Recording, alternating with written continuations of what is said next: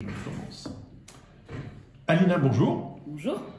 Alors, je suis ravi de te rencontrer dans ton bureau. Tu es une naturopathe. Tout à fait. Qu'est-ce que c'est que la naturopathie? Alors, la naturopathie, c'est une pratique annexe en fait à la médecine classique qu'on a l'habitude de consulter et qui traite surtout les questions de terrain. Donc, les naturopathes vont moins s'intéresser aux symptômes, ils vont plutôt s'intéresser à la cause et le terrain qui vont favoriser les pathologies et donc aussi de rééquilibrer en fait des déséquilibres physiologiques qu'il peut y avoir et qui peuvent amener vers des pathologies. Et donc, c'est tout à fait complémentaire à la médecine industriello-chirurgico-boucherie et chimique pour surtout prévenir, mais aussi parfois traiter, soigner des gens qui ont des problèmes. Oui, parce que nous, nos outils, en fait, finalement, effectivement, c'est complémentaire à la médecine allopathique et chimique, mais nous, nos outils vont être plutôt d'ordre naturel, en fait. On va essayer d'utiliser des plantes, on va utiliser des compléments alimentaires, on va utiliser toute cette pharmacopée qu'on a en Europe et dans d'autres pays, évidemment, pour soigner aussi parfois, effectivement, certaines pathologies. Et donc, chaque plante peut être utilisée sous une forme galénique différente. Les gens connaissent bien les huiles essentielles, par exemple. On aura aussi des tisanes, on aura aussi des bourgeons, des macérations de bourgeons. Enfin, on a toute une panoplie, en fait, de formes galéniques avec des principes actifs différents qui vont agir différemment selon ce qu'on cherche à faire. Si on cherche à nettoyer un terrain ou si on cherche à le renforcer, on ne va pas forcément utiliser la même forme galénique. Et puis après, il y a certaines plantes qui ont ce qu'on appelle les tropismes avec des systèmes, notamment le système hormonal par exemple. Donc on peut accompagner par exemple une ménopause, on peut accompagner un vieillissement, on peut accompagner un enfant qui grandit et puis qui a peut-être un peu de peine à grandir. Toutes ces choses-là font partie de notre travail à nous, naturopathes. Alors, petit témoignage personnel, ma fiancée Olga, qui a depuis très longtemps une ou deux crises de pancréatite tous les ans, est venue te voir il y a exactement 2 ans et depuis, depuis qu'elle a suivi ton protocole, elle n'en a plus eu aucune. C'est c'est une belle réussite et je la félicite parce que nous, les naturopathes, on est juste là pour ramener de la lumière en fait, mais au final, c'est le patient qui est son propre guérisseur. C'est ce qu'on essaie de mettre en place. Donc c'est une collaboration entre le patient qui va venir nous expliquer quels sont ces petits couacs de santé quotidiens et on va essayer de trouver ensemble la meilleure solution. Donc c'est toujours aussi une collaboration, j'ai envie de dire, personnalisée. Il n'y a pas de protocole, on ne suit aucun protocole, on met en place ce que nous on appelle un plan de soins. Et donc effectivement dans le cas d'Olga, ça a été une réussite et je l'en félicite. Moi aussi, c'est plus pratique, j'ai plus à l'amener à l'hôpital intempestivement à l'improviste. Voilà. Alors, tu as publié 3, on peut appeler ça des formations, des cours, qui sont disponibles sur mon site pierrot.com. La première est gratuite, il s'agissait, on l'avait appelé « Devons-nous vacciner nos enfants au Covid ?» Évidemment, au vaccin, truc bidule, Covid. Alors, à l'époque, la question était évidemment rhétorique, on était obligé de la poser avec un point d'interrogation. La réponse, elle était assez évidente. Cette formation est gratuite. Elle a été téléchargée des centaines et des centaines et des centaines de fois. Donc ça a pu, j'espère, aider beaucoup de gens à prendre la bonne décision, qui était effectivement non. Mais tu allais plus loin en fait. Tu expliquais, parce qu'il ne suffit pas de dire oui ou non, tu expliquais comment ça fonctionnait comment fonctionne un vaccin et comment fonctionne un système immunitaire. Oui, alors j'ai mis en place cette formation dans la période où en fait les autorisations de vacciner les enfants commençaient à arriver. Il y avait une pression au niveau de Swissmedic, il y avait une grosse pression, c'était déjà le cas, c'était déjà validé par la FDA aux États-Unis. Et effectivement, moi j'étais très préoccupée parce que je voyais que c'était déjà une maladie qui ne concernait pas les enfants, donc on n'était pas dans une pathologie pédiatrique, on était sur une maladie qui concernait... Gériatrique. Oui, gériatrique. Et encore, donc, mais principalement des personnes très âgées et déjà fragilisées.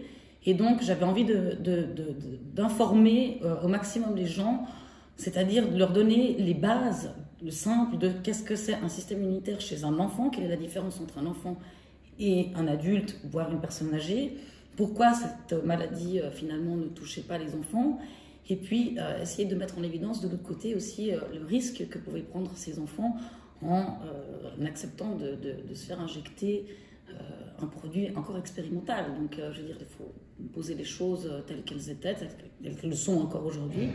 Et donc on s'est aperçu très très vite, et je ne suis pas la seule, que la balance bénéfice-risque pour les enfants était clairement négative, contrairement à ce qu'on a pu nous dire un peu partout. Alors j'encourage tout le monde à continuer à voir cette formation, la descriptif est sous la vidéo. Et puis tu nous as fait une deuxième formation qui, elle, allait beaucoup plus loin, qui est comment la naturopathie peut aider tant à la prévention, à l'augmentation de notre système immunitaire, à sa force, enfin à sa performance, mais aussi à la protection face à des maladies notamment virales et particulièrement celle du Covid, mais aussi comment on peut justement se renforcer face à tout ce qui peut arriver. Donc c'est une formation qui est aussi disponible, qui a eu aussi pas mal de succès. Peut-être tu peux nous en dire un mot. Oui, alors cette partie-là, elle concerne vraiment, en fait, j'ai essayé de vulgariser au maximum les concepts, c'est-à-dire revenir sur la définition d'un virus, les grandes catégories du virus, notre système immunitaire, de nouveau dans les grandes lignes, parce que le système immunitaire c'est très complexe et c'est pas pour rien qu'il y a des spécialistes immunologues. Donc j'ai essayé de donner de l'information, de la formation à des gens qui peut-être ne connaissaient pas du tout comment ça fonctionnait une infection, comment fonctionnait notre système immunitaire, et donc donner ces bases-là biologiques pour commencer. Ça, c'était la première chose, pour savoir de quoi il s'agissait. C'était important ensuite de faire une partie sur, justement, renforcer le système immunitaire, parce qu'on s'est rendu compte que c'est notre meilleure arme face aux infections, ça reste quand même notre système immunitaire, et on peut l'aider, notamment quand on arrive dans les périodes d'hiver, avant l'hiver, quand il y a justement ces chutes de température, et puis quels sont les facteurs en fait qui viennent perturber notre système immunitaire. Donc c'était important aussi de faire un petit point là-dessus. Et je pense que c'est important de savoir ça, même en dehors du Covid. Enfin, l'important de connaître ces notions de base. Bah oui, surtout que maintenant on parle de pénurie de médicaments, pénurie d'antibiotiques, pénurie de tout.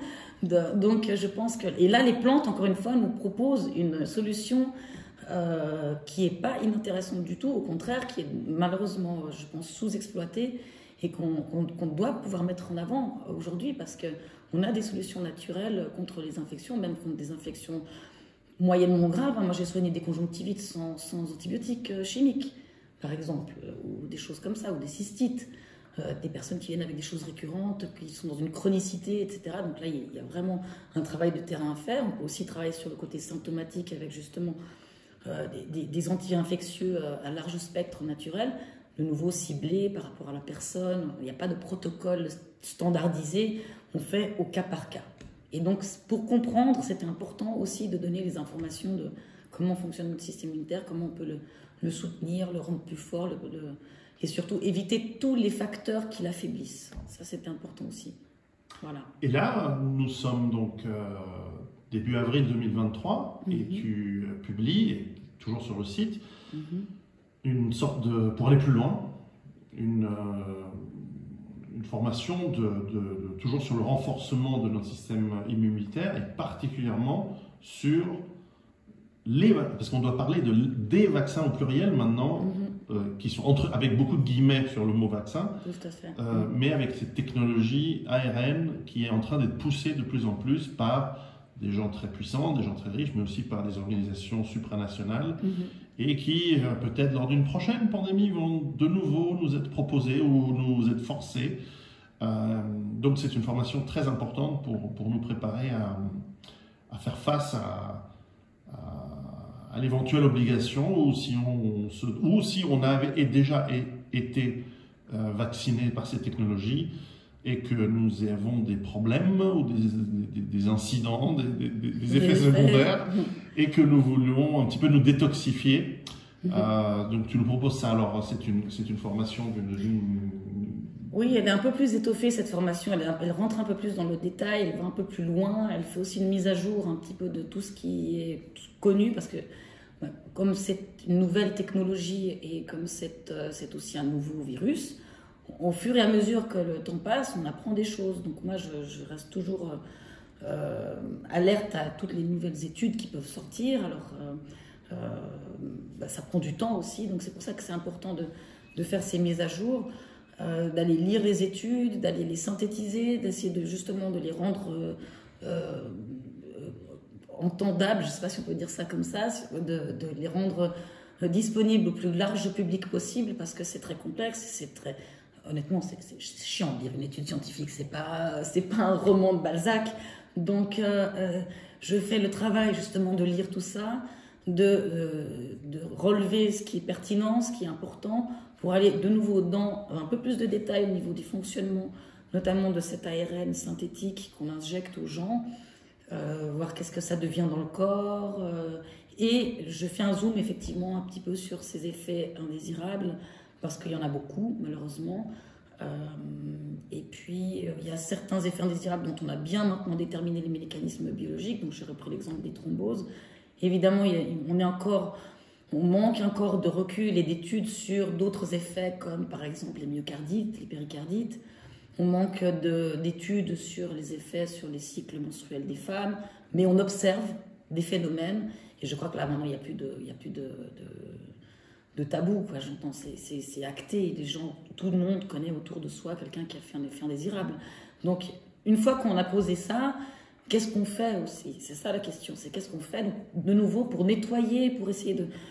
C'est difficile de nettoyer quand on ne sait pas vraiment comment ça fonctionne. Il faut d'abord définir les systèmes, justement les mécanismes biologiques pour pouvoir contrer ces mécanismes et puis amener quelque chose qui puisse nettoyer tout ça. Donc on n'a pas encore, il n'y a pas encore la baguette magique, le drainage idéal. Par contre, on peut déjà commencer à travailler sur inhiber certains effets toxiques de cette protéine spike, en fait, en l'occurrence, et aussi du graphène qu'on retrouve dans ces vaccins. Alors ça, c'est de nouveau, tant qu'on n'a pas la composition exacte de ces fioles, ça va être difficile d'aller plus loin, mais de nouveau, on observe des phénomènes d'oxydation intense, d'inflammation systémique. Ce genre de phénomène, on peut aider à contrebalancer par des moyens naturels, ou certainement chimiques aussi, mais ça, je laisse ça aux médecins, la partie chimique anti-inflammatoire. Donc, il y avait aussi l'histoire des corticoïdes, par exemple, qui était intéressante. Mais ça, c'est pas dans mon domaine à moi, donc je rentre pas ce qui est pas dans mon domaine. Moi, je propose des solutions naturelles parce que c'est ça que je connais, en fait. Donc...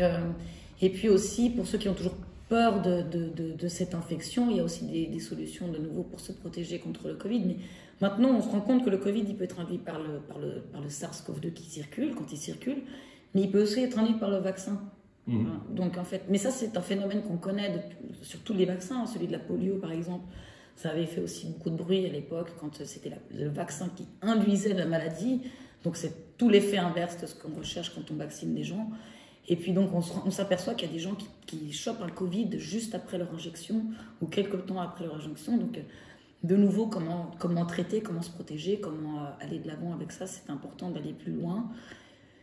C'est vrai que j'étais un peu frustrée parce que j'ai cherché absolument aussi la question qui revient récurrente de cette histoire d'infection ou de contagion entre non vaccinés et vaccinés. Et malheureusement, on n'a pas encore d'études qui pourraient prouver que une personne non vaccinée serait contaminée par cet ARN, etc. Alors l'ARN est très instable, donc on a, je pense, la chance, entre guillemets, de ne pas se faire contaminer. Par contre, la protéine spike, elle, oui, elle est là, elle est bien là.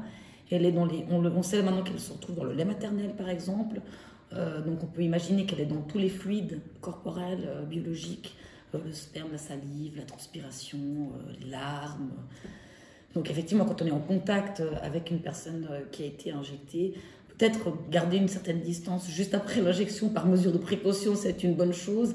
Et puis après, il ne faut pas non plus être dans la paranoïa totale. Et puis, il ne faut pas arrêter d'avoir des rapports sexuels avec son partenaire ou sa partenaire parce qu'il ou elle a décidé de faire partie de cette expérience. Mais simplement, on peut nettoyer aussi un petit peu avec les protocoles de drainage qu'on a quand même réussi à mettre en place. Je reprends au NAC notamment, je repense à ça.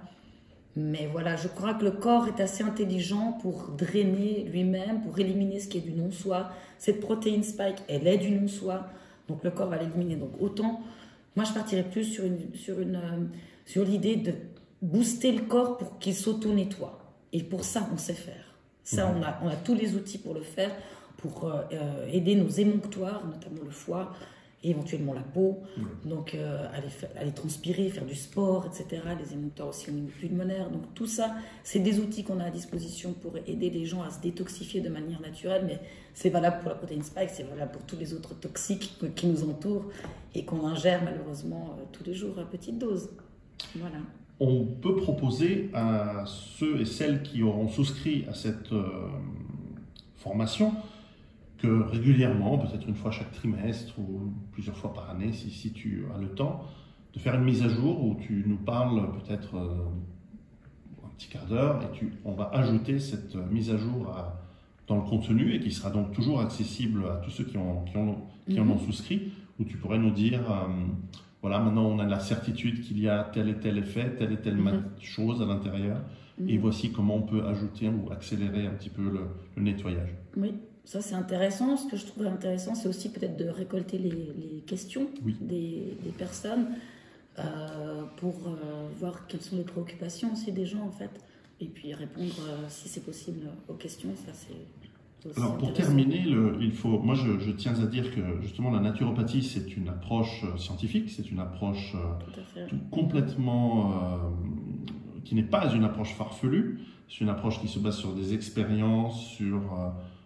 des tests sur quelque chose que l'on peut mesurer, et il faut faire très très attention, notamment en ligne, à tous des gens qui, sûrement avec l'envie de bien faire, donnent toutes sortes de trucs et astuces qui sont sans doute intéressants et utiles dans certains cas, mais qui parfois n'aident pas parce qu'il y a cette tendance à vouloir imaginer qu'un produit, une fleur, par exemple, il y en a qui ne jurent que par l'argile verte, il y en a d'autres qui ne jurent que par l'argent colloïdal, et ils imaginent que ça fonctionne pour tout et tout le temps.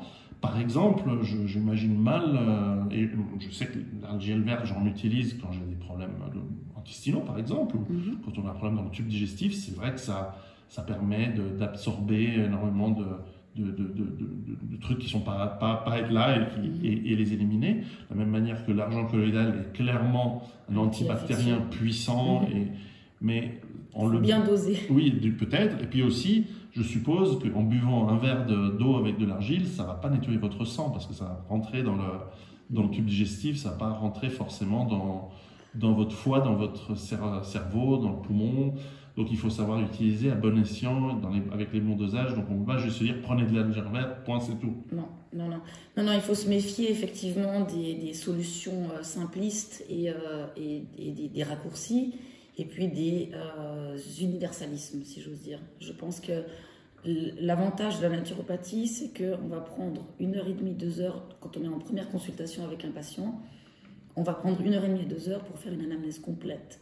On ne part pas comme ça tout de suite, j'ai mal au ventre, alors je vais vous donner de l'argile verte. Non, on va faire toute l'anamnèse, toute la chronologie, tout l'historique de la personne, et on va aller voir aussi s'il n'y a pas peut-être une cause émotionnelle. Il peut y avoir 1000 raisons d'avoir mal au ventre, par exemple, ou mal à la tête, et donc il n'y a pas de solution universelle, c'est vraiment du sur-mesure, la naturopathie, et c'est ça qui est intéressant. Et puis une plante va peut-être être efficace pour une personne, et pour une autre, ce sera une autre plante ou une autre forme. Donc, c'est adaptatif. Comme le chimique, d'ailleurs. Comme le chimique, mais bon, la problématique, c'est qu'en faculté de médecine, ils apprennent pathologie, enfin symptôme A égale pathologie B égale protocole et traitement C. Ils appliquent ça plus ou moins à tout le monde. Parfois ils gèrent les dosages par rapport au poids, la taille, l'âge de la personne. On avait vu que dans la formation sur l'homéopathie et le vaccin, que en fait, par exemple, ces vaccins sont les mêmes pour les hommes, pour les femmes. C'est des dosages alors que entre tes 50 kg et mes 120 kg, normalement, ils ne devraient pas avoir le même dosage si on avait choisi de se faire vacciner, ce qu'on n'a pas fait. Tout à fait, exactement. Donc il y a une question. Alors le dosage, donc ça, on en revient toujours à Paracels, qui expliquait que le poison à petite dose nous protège et à forte dose nous tue. c'est un petit peu ça, l'équilibre subtil du dosage. Et ça, c'est encore une fois quelque chose qui doit être fait au cas par cas. Donc, on se méfier évidemment. Alors, c'est toujours intéressant d'être curieux, d'aller sur les sites internet, de voir telle plante. Ah, je connaissais pas ceci, cela. Mais de se faire de l'autoprescription, moi, j'éviterais quand même. Et puis, ça coûte pas grand-chose d'aller voir en tout cas une fois un naturopathe qui va pouvoir poser des bases, voir quels sont les systèmes qui dysfonctionnent, parce que tout est relié. En fait, nous, on travaille le terrain, donc on travaille le terrain dans sa globalité. Quelqu'un va venir avec des maux de tête et on va peut-être travailler son intestin. Voilà, donc il n'y a pas d'universalisme. Il faut vraiment y aller au cas par cas. La médecine et la naturopathie sont complémentaires. Mais c'est un art et je pense qu'il faut rappeler que c'est pas une science exacte, c'est vraiment un art. Et la science inexacte est tout de même une science, et ça il faut le rappeler. Oui. Alina, où les gens qui aimeraient suivre tes formations peuvent les trouver sur mon site, je mettrai le lien sous le descriptif de la vidéo. Ceux qui souhaiteraient consulter, où peuvent-ils te contacter? Alors ils peuvent me contacter soit sur mon site internet terramharmonia.com. Je mettrai le lien. On mettra les liens, etc. Là, il y a tout le détail avec l'email, le téléphone, etc. Donc, sans problème. Mon site internet, c'est, je pense, le plus simple. Parfait. Je te remercie. Alors, je te souhaite et on souhaite à tous les auditeurs et spectateurs une excellente santé en ce printemps 2023. Oui, c'est le début du printemps, c'est la détox. Hein. Exactement. C'est une bonne période pour se détoxifier de l'hiver, préparer sa peau pour l'été. Enfin, il y a plein de choses à faire au printemps, c'est génial. Exactement. Voilà.